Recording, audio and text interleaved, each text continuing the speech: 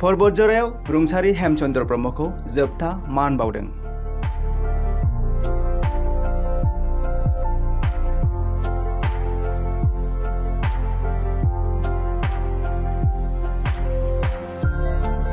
से नं परबतजरा बियाबनि बारग' MCLA हेमचन्द्र ब्रह्मआ मैया जोबथा हांबोयो।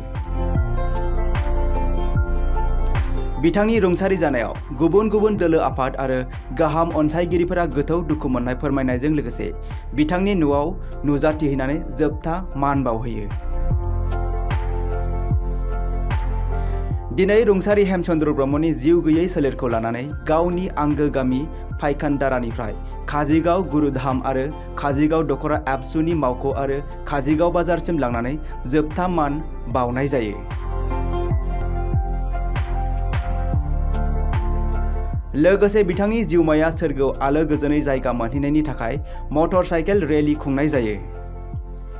बेनि उनाव दिनै रुंसारि हेमचन्द्र ब्रह्मनो जोबथा बिदाय होनाय जायो।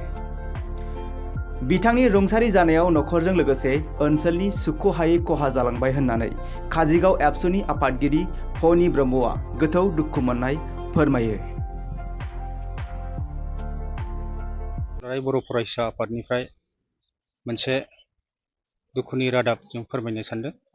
बेनो जाहैबाय जे मैया एबा 19 आगस्ट 2024 सानखालि जे फुंनि सम 10 रिंगा 10 बाजियाव जोंनि आगुनि बा जे समाव बड'फा उपेन्द्रनाथ ब्रह्मआ दुलाराय बर' फरायसा आफादनि जे आफादगिरिमोन, अब्ला बर'फोरखौ सांग्रांथि आरो बर'फोरनि जे जौगाखांनायनि थाखाय मोनसे सोमावसारनाय हाबाफारि लादोंमोन।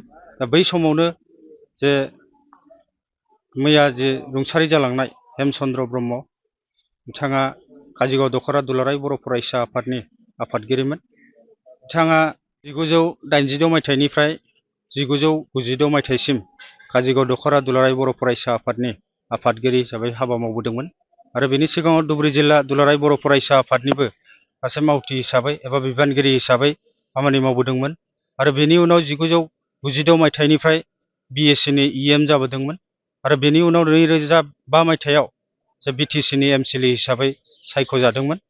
दा बिथाङा दिनैसिम एबा मैयानिसिम जे 19 आगस्टसिम 2024 मायथाइनि जे रुंसारि जानाय समसिम सासे राफोद समाज सिबियारिमोन। बेनि थाखाय जोङो काजिगाव दखरा दुलाराय बर' फरायसा आफाद आरो परबतजरा साब डिभिजननि सिङाव थानाय जे मोनब्रै दखरा दुलाराय बर' फरायसा आफादा गोथौयै दुखु मोननाय फोरमायदों। मानोना बियो जोंनि ओनसोलनि थाखाय बियो सुफुंख' हायै खहा, बेनिखायनो जोङो जोबोद दुखु मोननायखौ दिनै फोरमायदों। आङो बेखिनिखौनो फोरमायदों जे मैया रुंसारि जालांनाय हेमचन्द्र ब्रह्मखौ दिनैहाय बिनि जिउ गैयै सोलेरखौ लानानै जोंनि काजिगाव ओनसोलाव जे रेलि खालामनाय जादोंमोन, बियो फायखनदारा गामिनि जे न'खरनिफ्राय लानाय जागायजेननानै जोङो काजिगाव साब डिभिजन हाइ स्कुल जानानै काजिगाव आनसलिक कमिटि आबसु आरो काजिगाव बाजार आरो गुरुधाम एबा गुरुदेब कालिचरन ब्रह्मनि जोनोम थावनि, बेयाव बयबो मान जासिदोंमोन बिनि जिउ गैयै सोलेराव। बेखिनि रेलि खालामनानै जों फिन न'सिम फैफिनबाय। दा बेखिनि हाबाफारिखौ लानाय जादों आरो जोङो इसोरनि खाथियाव जाहाथे बिथांनि जिउमाया सोरगोआव आलो गोजोनै जायगा मोनहैयो, बिनि थाखाय इसोरनि खाथियाव जों आर'ज गाबो।